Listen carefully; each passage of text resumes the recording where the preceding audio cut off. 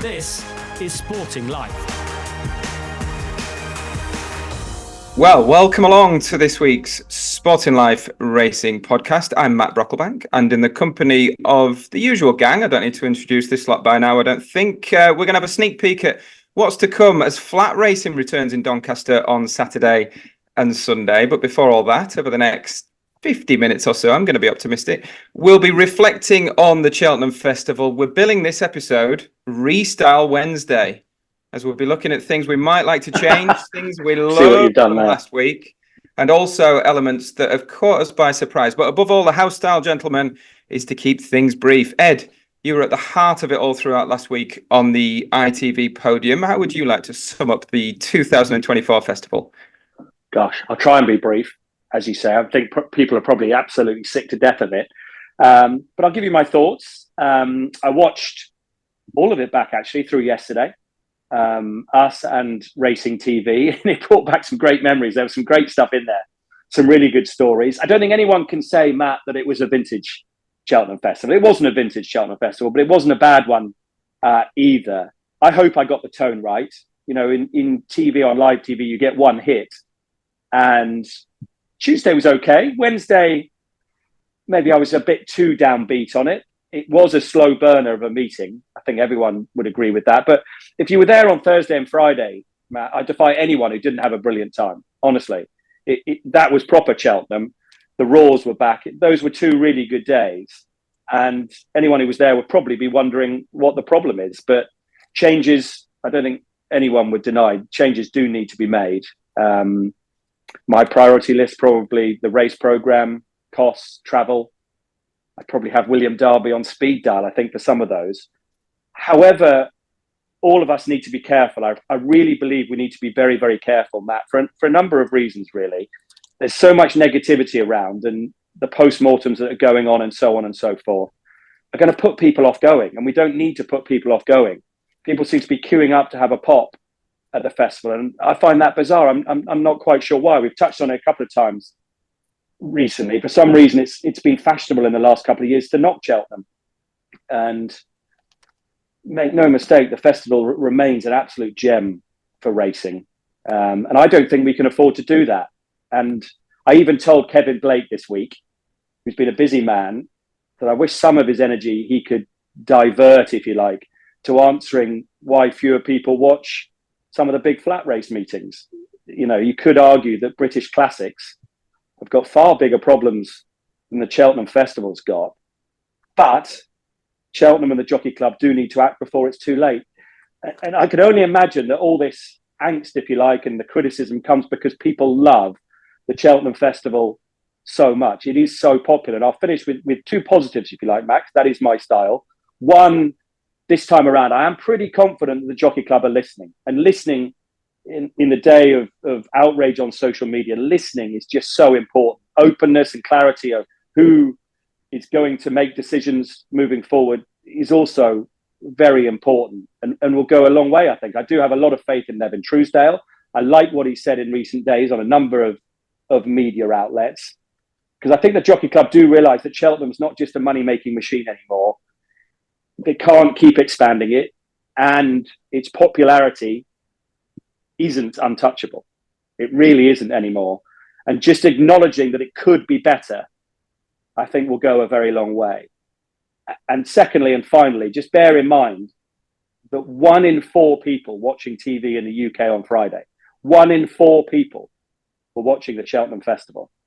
Now that in television terms is pretty extraordinary. So contrary to what you might read and hear, people still love the Cheltenham Festival, Matt. And I think what we've got to do, quite literally, is just get them back on track.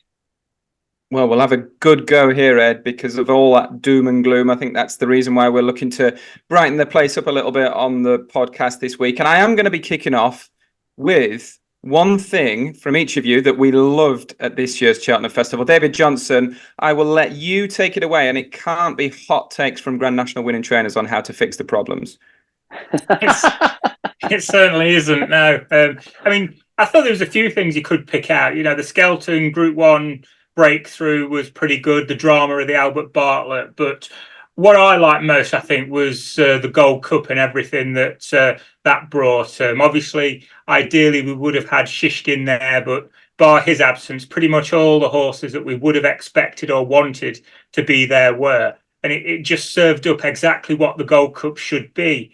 I know people go on about the time being slow, but that was because of the conditions. It was only the third time this century it's taken over 7 minutes to run. But it was a real proper test of stamina and jumping, which is what the Gold Cup should be. And Galopin des Champs, as the defending champion, okay, you can say he didn't have to do anything that he hadn't done before, but equally, back-to-back Gold Cup winners shouldn't be taken for granted. I think he's only the third horse to do it in the last 50 years. And Jerry Colombe served it up to him. He got the conditions that we thought he needed to be a real good potential Gold Cup horse, and he's shown improved form. Corrit Ramblers run an absolute cracker, staying on into the places. Not quite sure who was backing him at 2.6 in running. They might want to have another go at that. But certainly wasn't. It wasn't Billy, no. Go on the Rambler. You know, even Lon Presser's run an absolute stormer, hasn't he? He's given it a real good go from the front and just isn't quite up to the calibre of those that were in front of him. And I just thought the Gold Cup, we wanted it, we needed it to be a real good race, and I thought it was. Good stuff. GC, it feels like I kept you in the traps like a greyhound here on this one. Things you love to see at Cheltenham. I'm very relaxed. Morning, everyone. Fascinating times. This is completely personal. I'm a veteran now. I've never, ever had so much fun out of this sport. First of all, there is some brilliant sport around. More importantly, it's absolutely hilarious, this sport. It's absolutely hilarious. And we'll come to a couple of reasons why in a minute or two. But the thing that I loved about the Cheltenham Festival, the absolute clinical, surgical precision of what Willie Mullins did with his aces. From Gaelic Warrior, everyone had been dogging that horse about the way he jumped. Hood goes on. After two fences, you knew if you dogged it, you were in massive trouble. On to Statesman doing what he does, to Lossiemouth, just cruising clear, which many people thought she would do. Ballyburn looked a sensational horse. Fascinated to hear what Billy thinks about him. I think he looks a real ace among aces. Fact to file, terrific. Majborough, Galopin des Champs, and perhaps the underappreciated element of the Mullins pack last week. Absurd, a horse who ran a blinder at Royal Ascot, only beaten by an extremely well-handicapped stablemate, who won the hugely valuable Ebor, ran a belter in the Melbourne Cup, comes to Cheltenham after running, was it fourth in what must be one of the strongest novice hurdles ever seen at Leopardstown, and he swoops from last to first in dramatic fashion on ground that wasn't supposed to suit him. You can say all you like about Mullins sourcing, getting the better horses. That man is operating on a different plane to perhaps any jumps trainer we've ever known. And if you can't appreciate that, stand back in amazement and just say, wow, then I don't understand where you're coming from. That Absurd was one, wasn't he, where I think a lot of people were frustrated by that. It was flagged up at the time, wasn't it, after the DRF that he made that sweeping move, and it was like, what's the plan with this horse? And there he is. And I think it was Paul Townend's only handicap rider the whole week. Billy. Really? I didn't realise that. It's very telling if so. Billy, I've just spotted in the background, quite shamefully, that I've got a bag from Marks and Spencer's with a big Union flag on it. For those watching on YouTube, this feels utterly shameful after the events of yesterday and Dr. Richard Newland. But what brought a smile to the comely face of Billy Nash last week? Quite a few things. It was, as Ed said, it wasn't a vintage festival, but there were certainly high points. The one thing that I loved, Matt, was, and we really should do a pre-production meeting about these things, because I would have said the Gold Cup, only John stole my thunder. But the one thing that I really loved was the fact that Willie got his 100 winner in the bumper.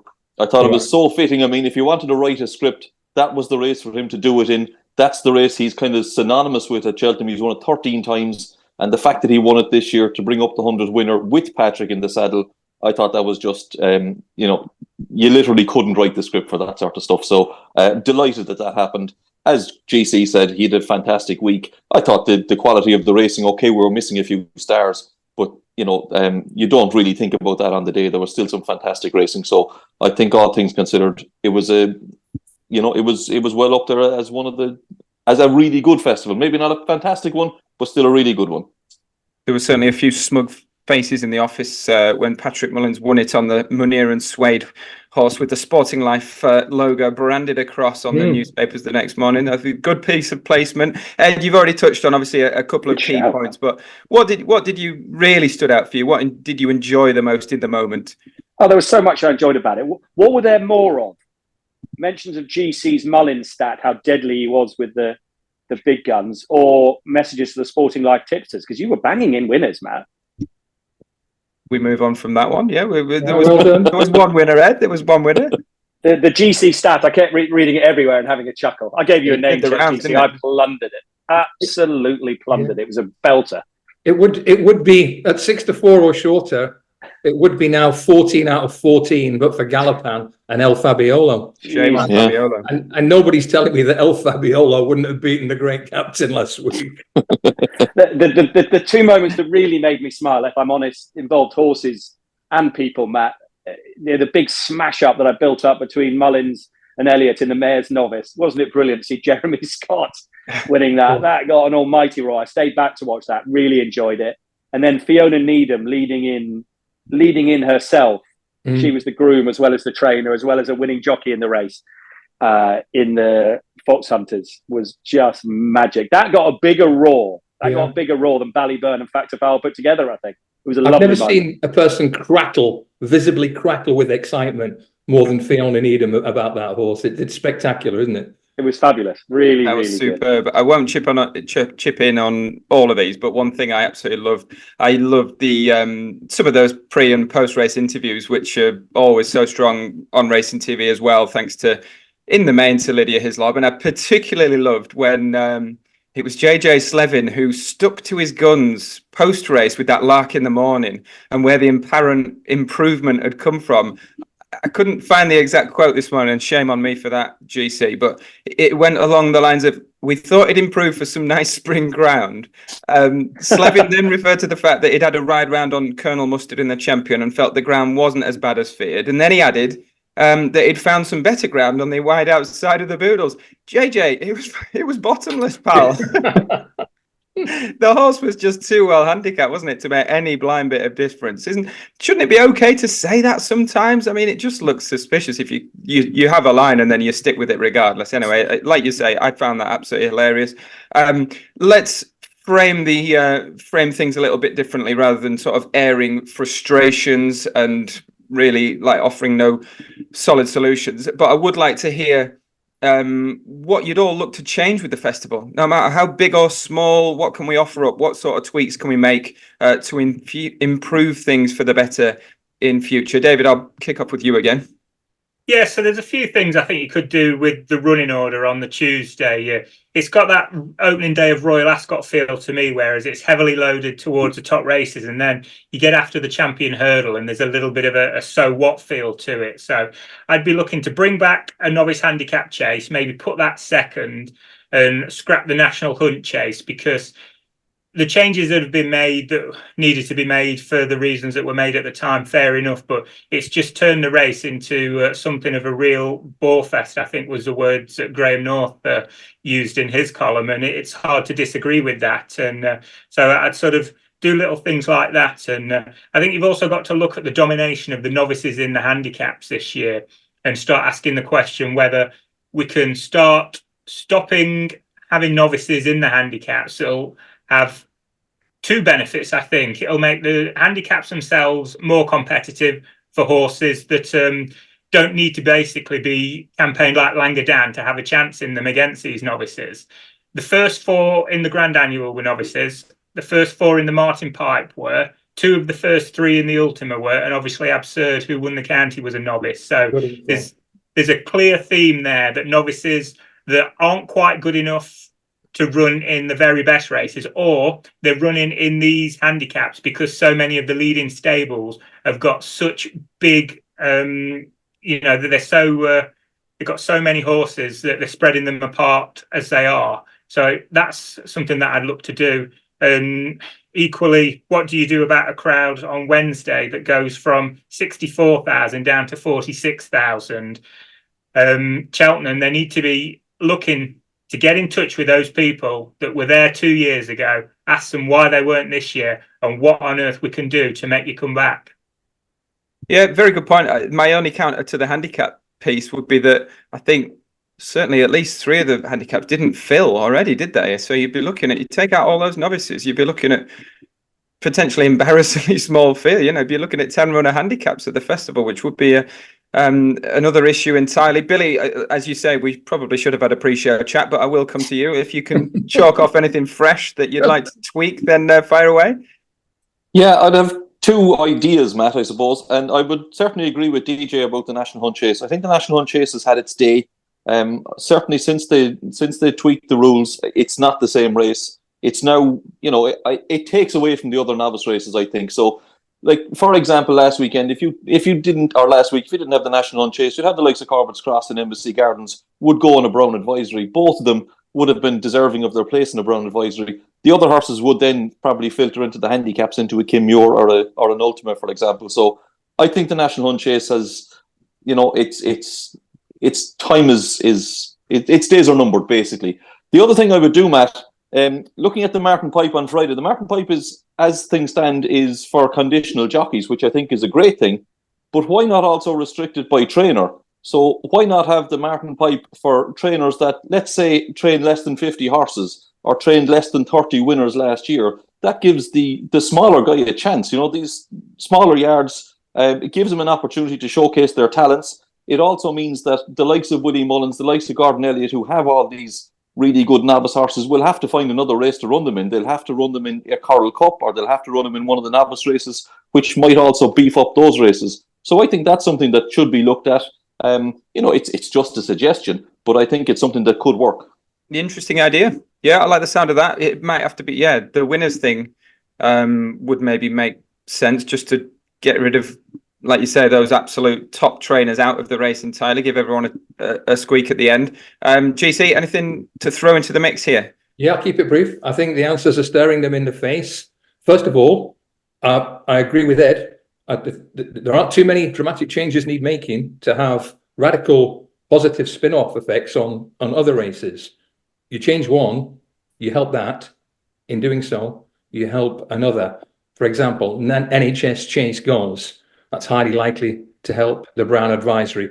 Not too sure about the idea of making the Gallagher a handicap. I think it's a very good race in its own right, by and large. Turners, I think, needs to be a handicap. The Mares race probably needs to be a handicap or penalise the Group 1 winners.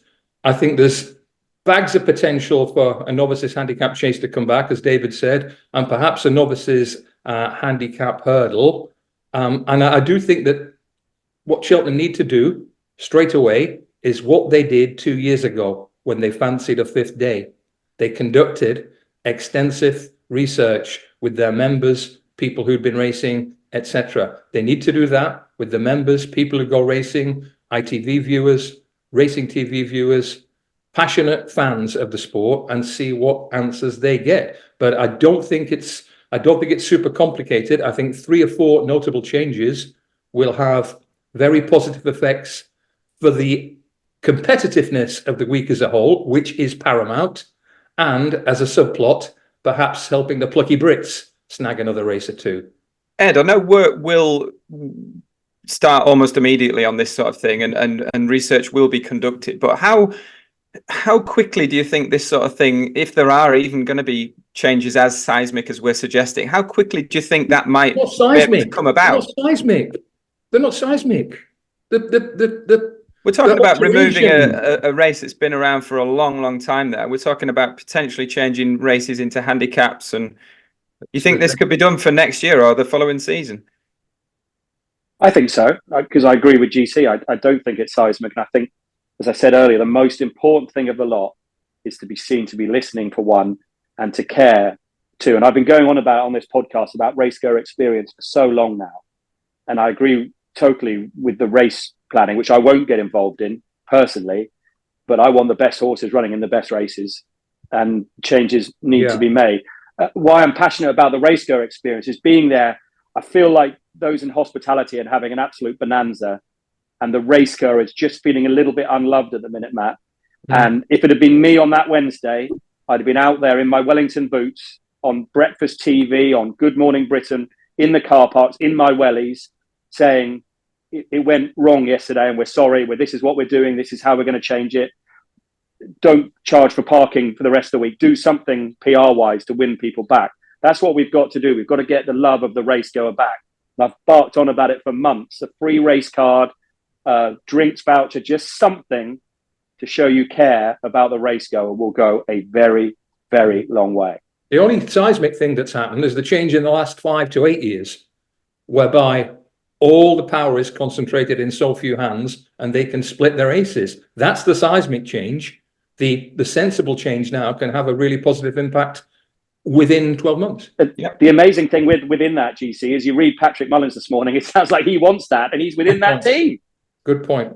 And Blakey, the Blakey blueprint is speaking against Irish interests to a large extent, but all these changes, whether they're minor or major, the law of unintended consequences come in. I would envisage, if the plans that I have in mind are implemented, it would help Britain be competitive in a few new handicaps. It would highly likely increase the Irish power base in the Grade 1s.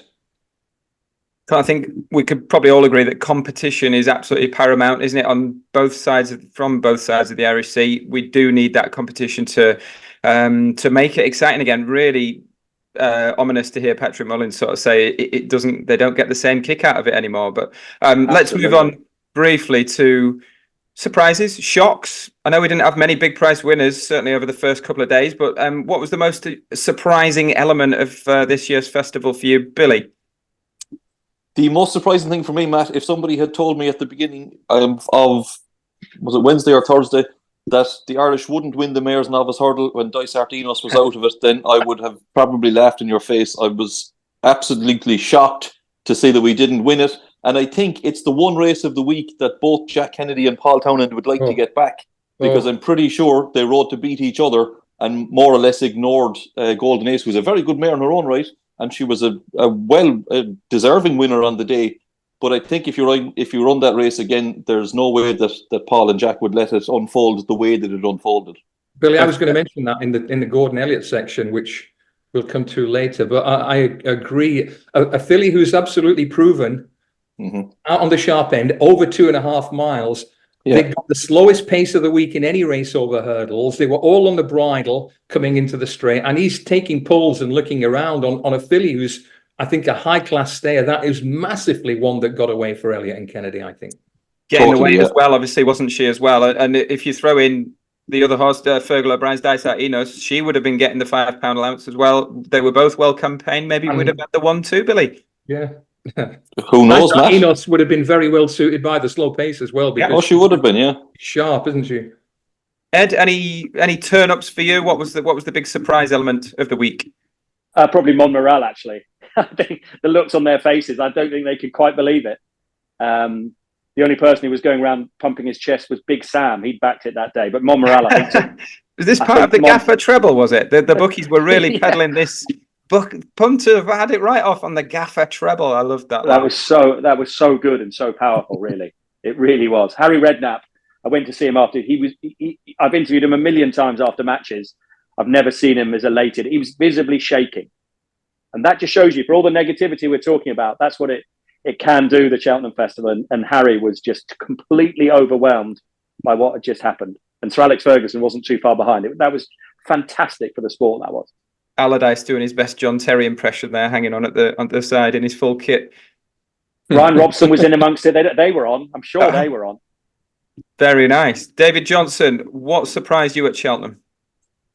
Yeah, I think the biggest shock was the development of the Nicky Henderson story and how that sort of panned out as the week went on. You know, we knew obviously going into the meeting that it hadn't been going great, and obviously Constitution Hill had already been ruled out. But I don't think any of us envisaged what was going to happen with Jericho de Repenay and Berico Lord in the champion hurdle. And then it just sort of obviously snowballed there as the non-runners came through. And I mean, I'm often one of those that's happy to have a laugh at to Henderson's expense, but even I was feeling sorry for him by the end of the week, I must admit. It was slightly bizarre, wasn't it? I know it's been touched upon in other areas that some ran. Now, you obviously don't want to say, oh, you know, the handicappers ran, and, you know, I'm looking at Chantry House, he's come down £2 for a perfectly good run. And you're looking at him towards Aintree now, but why did some of these handicappers run and not others not? Well, it either tests or owner's insistence, you would have to think. Yeah. But the Willie Mullins quote came to mind. He touched on this and said, we're always looking for the black swan that comes in from the side and cuts you off at the knees. Well, that sinister swan sidled into 7 barrels last week, I'm afraid. I don't know if you've got surprises up your sleeve, GC, or if you had anything else to touch on. A surprise that I shouldn't be surprised at, and a shock as well. Deal with them quickly. Harrow, Julie Harrington, at the end of the week with that statement addressed to the nation, G-up job, said that she's sure that the British trainers are not just a match, but more than a match for their Irish counterparts. This is after Ireland, 8 of the first 9 in the Supreme, 5 of the first 6 in the Arkle, 4 of the first 5 in the Champion Hurdle, 5 of the first 6 in the Merse Hurdle, first 5 in the Gallagher, 4 of the first 5 in the Brown Advisory, 1-2 in the Champion Chase, 1-7 in the Bumper, 1-7 in the Stayers, 6 of the first 7 in the Triumph, 5 of the first 7 in the Albert Bartlett, and the first 2 in the Gold Cup. That, I shouldn't be surprised, that is using words with zero regard to their meaning. And you should be laughed at when you say that. The shock came with the good doctor. Dr. Newland wants a new land. He wants a new land with owners restricted to 3 or 4 runners. He wants a new land with trainers restricted to 3 or 4 runners. He wants a new land where Horse Racing Ireland should pay back the estimated 10 million that Irish horses are going to win. And to complete the Trump and Farage double, he wants, effectively, in his opinion, all Irish horses banned, full stop. Staggering, absolutely staggering piece. But you know what the most depressing piece of all? As I said, I take enormous humour from all this. You cannot give me enough of this lunacy in this game. It keeps me happy in a bizarre way. But seriously, and the most depressing aspect of this, you get really sensible pieces like Blakey, make Cheltenham great again. We should get him a hat with that on. That get a good read and a good airing in our circles. And you get lunacy like that on the Racing TV website. And my Twitter feed is telling me that it's had upwards of 1.3 million views. And that is utterly depressing and quite scary. So that is my surprise and my shock from Cheltenham last week. My surprise with that, GC, is it makes you chuckle, because I just find it so many elements absolutely infuriating. I really do. If you didn't laugh, you'd cry, wouldn't you? True. Very much so. Billy, you don't have to respond to the good doctor, but I was going to come to you for. Well, I missed out the thinly veiled suggestions of doping. We don't want to leave that behind. And don't get me wrong, he has more information than we have on this. He's had horses from Ireland who've had subsequent tests, which make for interesting reading. And if Paul Kimmage or anyone ever comes out with evidence of large-scale doping, we'll all have to bow down to the good doctor. But in the meantime, crackpot. Billy, the cards didn't all fall into place for Willie Mullins, did they? But at this rate, I know this is part of the reason why we're looking to address some of these races and the whole programme of the festival. But at this rate, if we stay as we are, we could genuinely be looking at Willie Mullins saddling 14, 15 winners at one festival, couldn't we? Well, I don't know, Matt. I mean, the highest total he's had is 10, I think. He went there with a pretty strong team this year, probably his strongest ever, and he didn't have Nicky Henderson opposing him. So, I mean, he ended up with 8 winners. But when he couldn't crack the magical 10 this week, was it 8 or 9? 9, I think. 9. Yeah. So when he couldn't crack the 10 this week, I don't know if he's going to do it next year. But look, you look at the Willie Mullins numbers. He'd 8 winners, he'd 6 seconds, he'd 5 thirds, and he'd 8 fourths. I think, and I stand corrected on this, Matt, I think only 2 of those horses were more than 7 years old. So you've Galopin des Champs, who's an 8-year-old in the Gold Cup, and you have Embassy Gardens, 8-year-old second in the National Hunt Chase. I think all of his other horses that hit the frame are young horses, 4, 5, 6, 7-year-old horses. They're going to be around again next year. And that's without the new influx that he's bound to be getting, probably as we speak, from Point to Points and from France and whatever. So, yes, he's very strong. He's at the peak of his powers. But I think there was certainly signs this week that he doesn't have everything his own way. And it's still incredibly difficult to win races at Cheltenham. He's brilliant at it, but success is not guaranteed at Cheltenham, as we saw this week with Nicky Henderson. And the changes that are being proposed, Billy, would make it that little bit more difficult for him to dominate. Oh, of course it would. And let's not forget, there is no way he'd have got to 100 winners if it was still a 3-day festival. You know, it's only since it's gone to 4 days that his numbers have really exploded. So, yeah, if you do make more changes, it will certainly make things more competitive and more difficult to dominate. All right, a couple more points I'd like to cover before we dive into a couple of the sort of key performances on the track. Ed, let's thresh out Skelton, the week for Dan and Harry Skelton. And they both claimed their first Grade 1 wins at the festival thanks to Grey Dawning, and then they quickly followed up, of course, with Protectorate, ring the winner bell for DJ. That was in the Ryanair Chase. How much of a springboard can you see this being for the Skeltons, winning like this on the big stage? He'd get wound up by that because he'd say he was there already. But it was a huge week for them. I think really important for them to win those Grade 1s as well as the handicaps. And crikey, it's lucky I don't read my social media during the actual weeks. Reading it afterwards, I mean, oh my God, the messages the people were putting up after Langer Dan, quite extraordinary, really. Jesus. Oh my goodness me. Surely they should be having a pop at the system rather than Dan Skelton, really. But that was quite something. Protectorate, well done, Jono. That was excellent. He's just a damn good trainer. I hope the Brits are watching a couple of results, Matt, and watching what Skelton did, watching what Ben Pauling did, particularly with the runner in the Albert Bartlett. Have a go. Have a go. As Ruby said, if you haven't got a ticket, you aren't going to win. Look at the Champion Chase. I bet there's a few trainers regretting they didn't have a runner in a Champion Chase the way it played out. Why not? Have a go. And I think even more important than that was the message the Gold Cup sends. Brilliant horse, brilliant performance.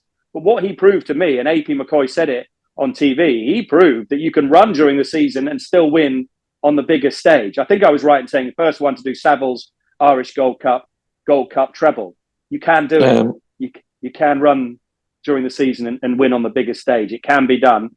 Plus, have a go. Have a go. You know, all these trainers saying, what's the point?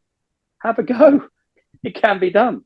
And on the Skelton, stick with MGC, the shake-up in the British jump trainers title race. He's top now, isn't he? Obviously, Willie Mullins is up to third. Paul Nicholls slides to second. It could be a fight on.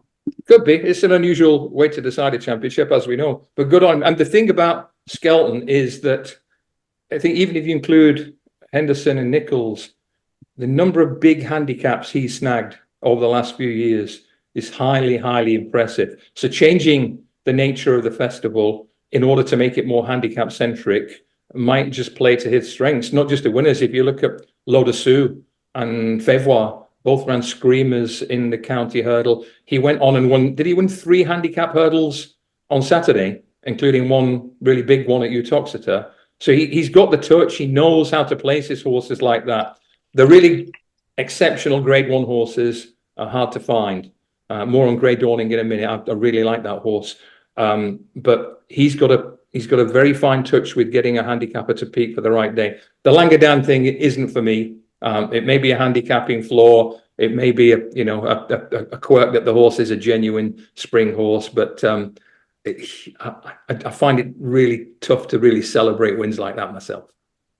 Is it time that, the way the BHA handicapper sort of comes up with a different system for Irish handicap hurdlers? Is it time he did the same for Skelton horses? Yeah. Just have a specific Dan Skelton handicap. The Cheltenham Festival. clearly there's a few trainers, on a serious point, that are in that bracket for the British handicappers, the likes of Tony Martin and trainers like that, Billy. So, it's how far do you cast the net, isn't it? And yeah, he's a repeat offender, very much the wrong word, but he's won plenty of handicaps at the festival over the years now. To see that the Skeltons clearly target the meeting exceptionally well. David, I was particularly pleased to see, we've touched on him very briefly, but Ben Pauling get his winner as well, because there can't be much worse than everyone sort of telling you that you've got a nice bunch of horses and how good a job you've done all season, only to go and draw a blank on the big week that counts. But I suppose the question now is, can he follow Skelton's lead into that Grade 1 territory? I think that's the thing, isn't it? It's a long time ago when Willoughby Court won a Grade 1 for him at the festival that time ago, and he just didn't really kick on. But I think there's a big difference is he moved to a new yard, didn't he, in 2022? And if you just look at his statistics since he's moved there, he's just going from strength to strength to strength. And his last 2 seasons have easily been his best. I think this year is the first time that he's already broken through the £1 million barrier. If he keeps going at the same race of winners that he is at the moment, it'll be record number of winners as well. And yeah, I think the week that he's had, he is one of those that you're looking at. I think, well, potentially, that link up with Harry Redknapp, there is the possibility that he could get new owners on the back of it and really sort of begin to keep going the right way. And, just seeing what it meant to him, the winner on the Thursday and the narrow defeat on the Friday. I can't have it when someone like Kevin Blake is saying that these guys are lacking the hunger. Yeah. There's no lack of hunger from the likes of Ben Pauling and certainly Dan Skelton. It's not the lack of hunger that's holding them back. That'll be pinned up in the dressing room, that will, Jono. There's lots of reasons he wants why it's a really complicated subject, but it's not that they don't have the desire to have them winners, because you can see what it means to every single person in that winners' enclosure at Cheltenham last week. Yeah, Billy, we'll talk Gordon Elliot in a second, but we must touch on Rachel Blackmore. 2 winners for her, 4 seconds, a third thrown into the mix as well. She's now won the Champion Hurdle, Champion Chase and the Cheltenham Gold Cup. I suppose that in itself, that's some going when you consider that achievement isn't even what she'll be remembered for, maybe with the wider public when the time comes, maybe to hang up her boots. Are we sensing this sort of, she could be bowing out before long, GC? Is this just rumour? Whoa, this is a segment we call reckless speculation. I have absolutely no concrete info on that. All I'll say is, if this happened to prove our last Cheltenham Festival, Billy, it was a pretty strong way to go out with the mighty Captain Guinness. And all the family were there. That was quite interesting. The parents were there, etc. I don't know. I'm not saying. No, they're always there. I don't know anything. I'm just saying. I'm just saying. It's a segment we call reckless speculation. And she was outside a farm shop shopping as well. There you go. Was it her, Alan? That's the question. Was it actually Rachel Blackmore aboard Captain Guinness? But no, she has not speak. She has a wonderful CV already, and long may it continue. That's what I say, Billy. Absolutely. No, I have no inside information on this. Oh yeah, I'm sure she will. I have no inside information. I don't know whether this is going to be her last festival or not. But if it is, Matt, she, like we said, we touched on this, she's going to bow with some CV. 16 Cheltenham Festival winners. Only one of those came in a handicap. And she won 1 Mayor's Novice Hurdle, which is a Grade 2. All her other Cheltenham Festival winners have been Grade 1s. Wow. So that's a sensational record. And you touched on it there in your that lead into the segment, wider public, because she is one of the very few jockeys at the moment that resonates with the wider public. If you ask people to name a jockey, a National Hunt jockey riding at the moment, chances are Rachel Blackmore will be the first name off their list. So she has been phenomenal for the sport. And, personally, I'd like to see her continue, but that's entirely up to her. If she decides to call it quits, then, you'd have to say hats off to her, because she's had a sensational career. Billy, stick with you just briefly on Gordon Elliot. Perhaps underappreciated the efforts that he's put in and the horses that he's produced for this week, because he's in Willie's shadow. I think that's fair to say. He totally is, and it's not a place he wants to be, I can tell you that. But he certainly is. He had you look at the bare figures, he had 3 winners, he had a stack of placed horses. I'm sure he'll be happy enough, but 3 winners, and they didn't have a cross country at the festival. You'd have, it'd have been fairly sharp price that he'd have landed that. So he'll have been happy enough. 2 Grade 1 winners. Tehupa obviously was probably his biggest arrow of the whole week to fire, and he hit the bullseye. So that was a big one. Stellar Story, 33-1 in the Albert Bartlett. I mean, there's rumour has it that he was only put on the box the day before. He was, very much wasn't even considered really. Just decided to take a chance. But as we mentioned earlier, if you're not in, you can't win. So he'd be happy enough. Better days ahead. Nice winner in the last. But I think most importantly for Elliot, the 3 winners that he trained were for 3 well-established clients of his. He suffered a big blow recently with the Caldwell construction horses. A lot of them now gone out of his yard. So I think it was important for him that he had winners for 3 of his biggest owners. And like I said, he'll be happy enough with the meeting, but he certainly won't be satisfied because that's just the kind of character he is. Could have easily been 5, couldn't it? Cross country and brighter days ahead. That would it certainly could have been, yeah. A solid week into a really, really strong week. Not only that, but 4 seconds in Grade 1s and running into Mullins every time. Found a 50, Irish Point, Romeo Coolio, and obviously in the Gold Cup as well. Yeah. So, Jerry, what do we make of Jerry Cullen? I thought that was he couldn't have had that horse any more ready for the Gold Cup. You take Galopin de Champ out and he's won 3 Grade 1s this year. I know that's very easy to say, but his record overall is so consistent. Obviously just beaten in the Brown Advisory by the real whacker somehow last season, but fantastic horse. He's still only an 8-year-old, a bit more to come from him next year, maybe. Should be. I watched the Gold Cup again this morning, and I'm a huge Galopin fan. And it was very hard work on that ground, but I don't think he had much in hand above the decisive winning margin. And don't forget, Faster Slow and Shishkin, 2 of his 3 main dangers, weren't in the mix. Shishkin withdrawn and Faster Slow departing too far out to say where he might have finished. So although he's a tremendous Gold Cup winner, Galopin, he's going to have a few new shooters next year and another question to answer. Well, go on then, let's tackle that. Corbett's Cross looked pretty sensational. He looked like he was in the wrong race, let's be fair. Factor File, he's a hard one to sum up, Factor File, because obviously he's come through, he's very inexperienced, came straight from bumpers and has gone and delivered again on the big stage. And then Grey Dawning for Skeltons, who looks... he looks like a long-term prospect as well, doesn't he? Certainly over 3 miles. Jono, what did you make of Grey Dawning? Because you were anticipating a lot and he obviously delivered. Yeah, bittersweet, I guess.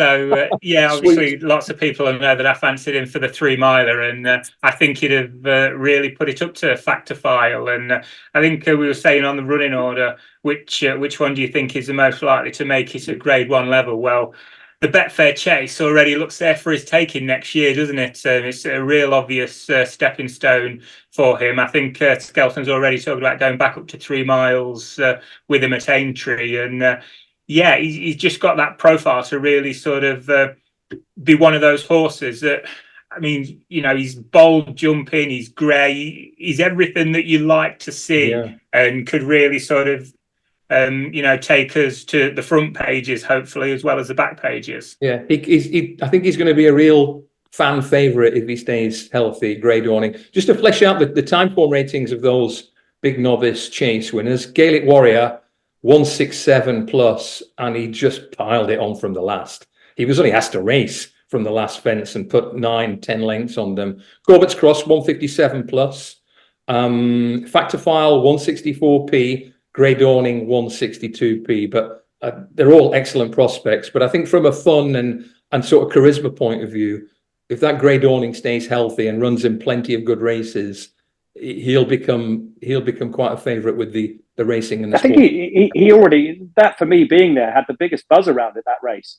Yeah. I think the public had really taken to him already. The top of the hill, I think it probably had something to do with the fact, was it Jono's on commentary, written a 1, 2, 3, got an enormous roar. Yeah, and I think punters were loving seeing a flamboyant grey do that. But my God, we need him, Matt. My God, we need him, because every name you're mentioning there for Gold Cups in years to come. Brave Man's Game's not going to do it. Lompresse's not going to do it. Corrick Rambler's not going to do it. And that you could just reel off Willie Mullins horses and Irish horses, and you could throw that one that won the Kimura into the mix probably as well. The cupboard over here is very bare. Yeah, that's a good point, Billy. I was going to come to you on him and Corbett's Cross. Corbett's Cross, trained by Emmett Mullins. Obviously, he could run absolutely anywhere, but he could be a Grand National project, couldn't he? Not hard to know where he's going to rock up next. The other one I wanted to mention was Gaelic Warrior, obviously. I know everyone said straight afterwards that all options are open, but surely they sort of stick to maybe what was plan A and go for a King George with Gaelic Warrior? I would have thought so, Matt, and I would have thought all year that, regardless of what happened at Cheltenham, that Gaelic Warrior was an ideal type for a King George next year. Listening to Willie Mullins in the parade ring after the race, I'm not so convinced because he seemed to be of the opinion that, maybe we found his niche now as a 2-mile chaser. He was so good in the Arkle, Matt, that you'd have to think bring him back for a champion chase next year. And I know Willie will be fairly well stacked in that division, but I wouldn't be at all surprised if that's the road that they decide to go down with him, Of the other horses, I know the way you're thinking was probably the most amazing handicap performance of the entire week. I think anybody who had backed that horse, and clearly quite a lot of people had, I'm sure a vast majority of them were thinking of tearing up their tickets after 2 fences because he jumped so badly and so slowly over the first couple of fences. I thought there was no way he could win it. And then to win it in the manner that he did, first of all, carrying 12 stone, he must have had stacks in hand. But, it was his first time trying that trip. Where could he end up? I see he's in the Irish Grand National. It'll be very interesting to see if Gavin Cromwell decides to turn him out quickly again in that. But if not, he could certainly make the jump into graded races next year. And Corbett's Cross, like you, I'd have to say, looking at the race, I thought he has Grand National written all over him. Yeah.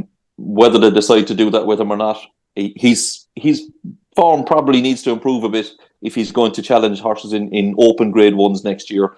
But certainly I could see him being a real live candidate for a Grand National in 12 months' time. I think you've nailed it with handicapper of the week, unless anyone else wanted to flag up a different performance. I mean, Ballyadam was a pretty good effort to be second to Langadan off such a high mark, wasn't it? Considering he hadn't really been dropped from last year's county. But yeah, I know where you're thinking. I know the way you're thinking. Clearly, a horse of great potential. Let's bore down into a couple of the key performances then. The big question, I suppose, around the champion hurdle, not a vintage champion hurdle, that's unquestionable. But what would have happened with Lossiemouth? David Johnson, you said going into it, even with the allowance, she maybe had, £7 or £8 still to find. And how do you feel about it after the event? Yeah, I don't think she'd have beaten State Man. She'd have been probably somewhere in between him and the runner-up as a guess, the way that the race panned out. But, I mean, State Man had been crabbed a little bit, but I think he essentially found himself in a race that it was hard to look good at and run a big figure in, but at no stage did he ever look like getting beat. He's just done what he does. He turns up, he wins another grade 1, and it's not his fault that the opposition wasn't there for him, but he's always taken advantage when it hasn't been. Ed, were you as blown away as GC was regarding Ballyburn? And I suppose with him, this chatter about Willie was very effusive afterwards, talking about champion hurdles and Gold Cups. I mean, we wouldn't need to sell the game much if he was coming out and winning a champion hurdle next year and they were talking about a Gold Cup the following season, would we? Yeah, similar feeling to sort of we've talked about it on here a number of times with John Magner. When you've done everything, you start looking at the history books, don't you? And it was very, very noticeable, that quote from him. And that's clearly a major itch, what Dad did. So it wouldn't be impossible. He's a gorgeous horse, Ballyburn. Everything about it. I love his head carriage in the race. But as races go during the week, that was probably a brilliant performance, but the whole thing was just a bit underwhelming. It was like a Mullins gallop, wasn't it, in the home straight? The 2 Brits had completely bombed out and the 5 of them up the hill. It was extraordinary, really, but he was utterly, utterly dominant. And he's just a gorgeous racehorse. He really is. And it was just the quotes from Willie were really interesting. And he's clearly, history books are going to play on his mind, which is no bad thing, really.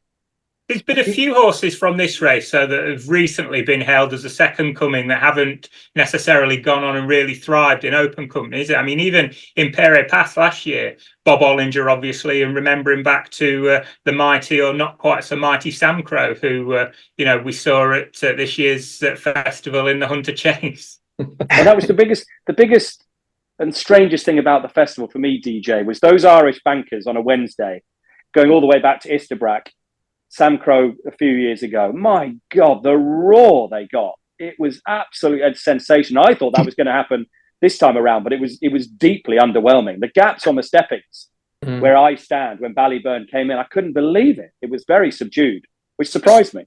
No jeopardy, was there? There was just no jeopardy at all. Well, years before as well, they'd have all been loading up anti-post, but no one's dared back it because they haven't got a clue where it's running all That's a winter. good point. That's a very good point. On the Ballyburn Stateman's, we all know exactly.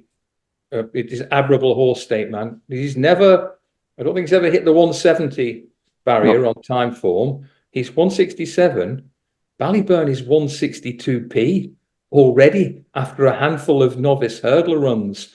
And there's only one way to find out whether Willie Mullins' dream of having a champion hurdle winner and Gold Cup winner wrapped up in one horse is to put him in against Stateman and see how he gets on.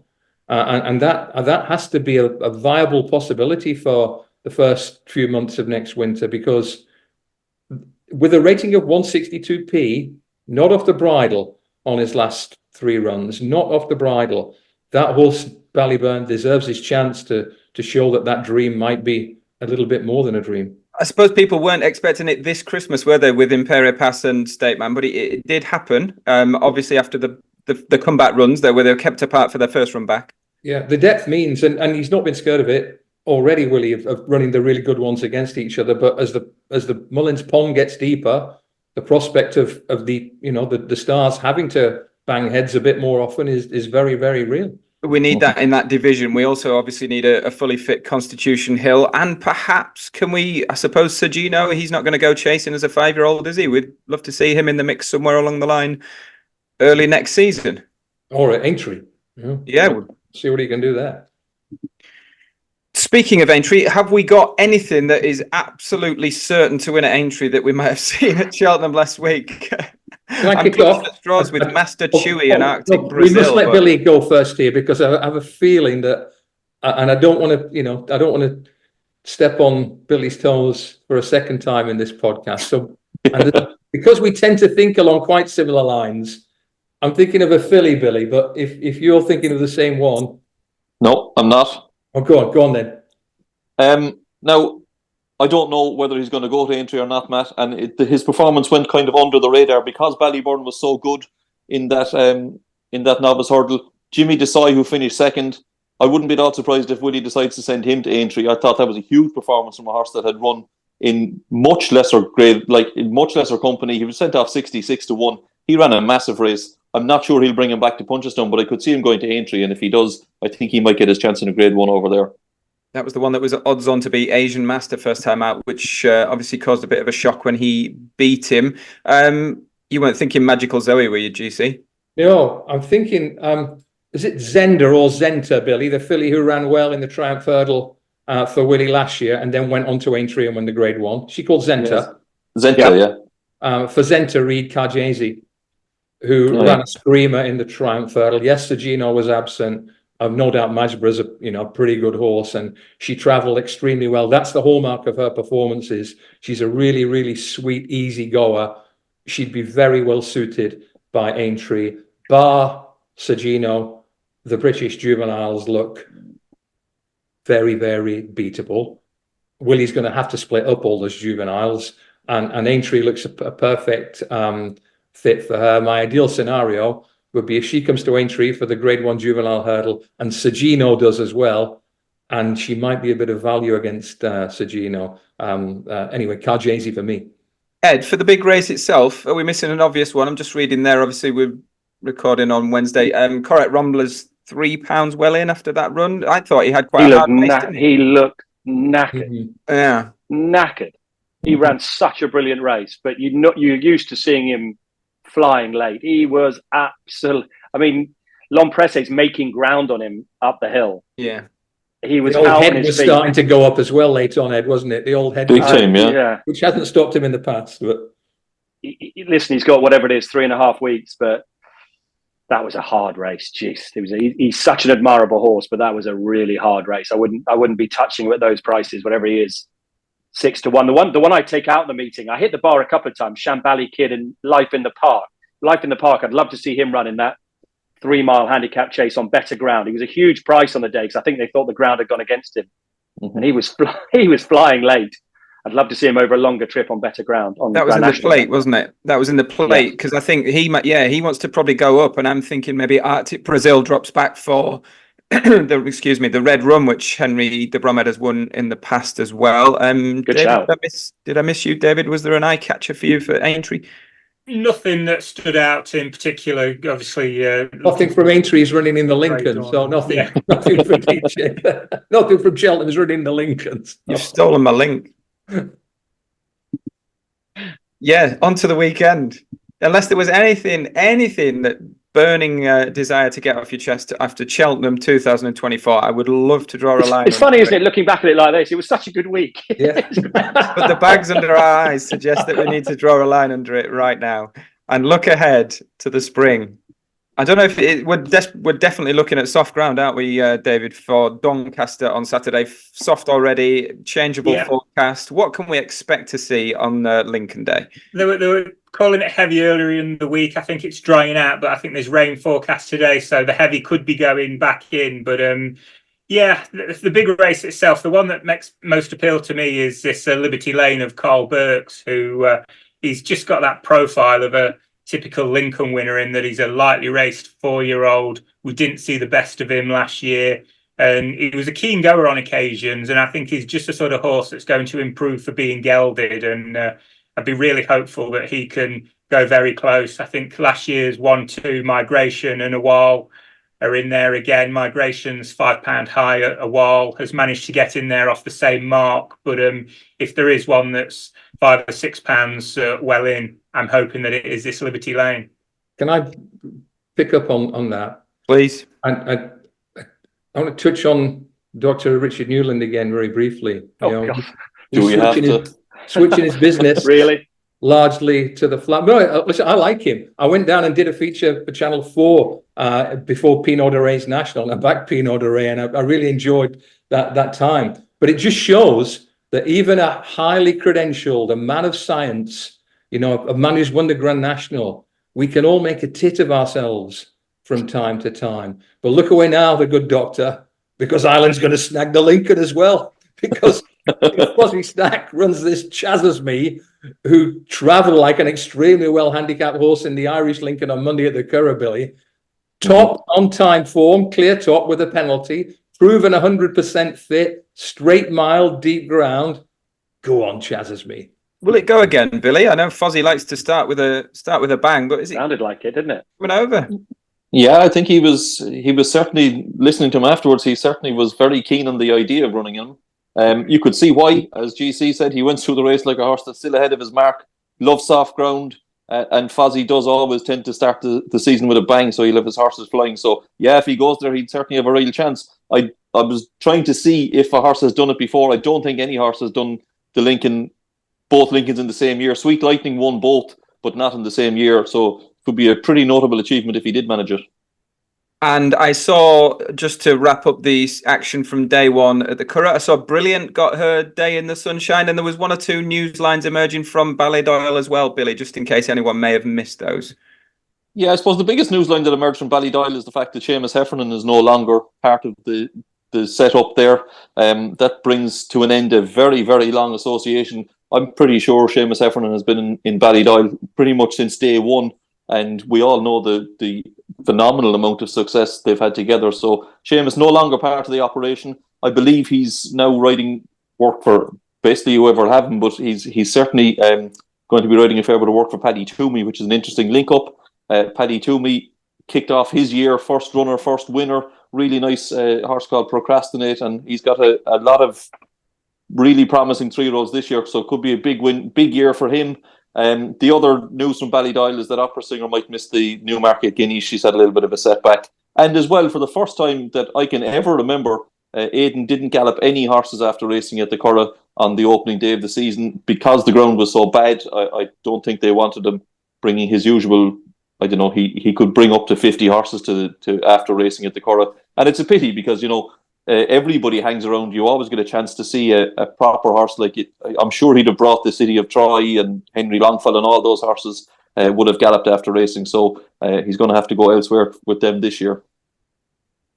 Okay, that concludes the draw. So with thanks to our panel and you, the listener, we'll be back next Wednesday we're no doubt looking ahead to the action across Easter weekend, including the Boyle Sports Irish Grand National at Fairy House on Easter Monday. So until then, take care and good luck. Download the Sporting Life app for the best racing coverage, including live racing blogs, fast results, stable tours, trainer and jockey interviews, expert opinion and tips.